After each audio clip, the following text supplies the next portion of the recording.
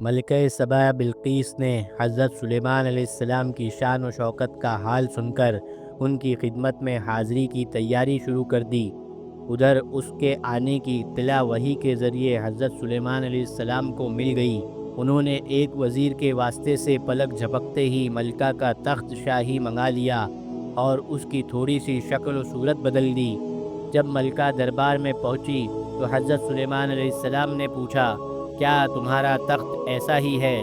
ملکہ نے کہا، گویا یہ وہی ہے۔ حضرت سلیمان علیہ السلام نے ایک محل تعمیر کرا کر اس کے صحن میں ایک بڑا حوض بنوایا اور پانی سے بھر کر اس کے اوپر خوبصورت شیشے کا فرش بچھایا تھا۔ دیکھنے والوں کو ایسا محسوس ہوتا تھا کہ صحن میں پانی بہہ رہا ہے۔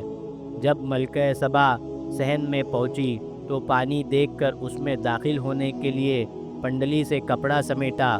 حضرت سلیمان علیہ السلام نے کہا، اس کی ضرورت نہیں، کیونکہ پورا صحن خوبصورت شیشے سے بنایا گیا ہے۔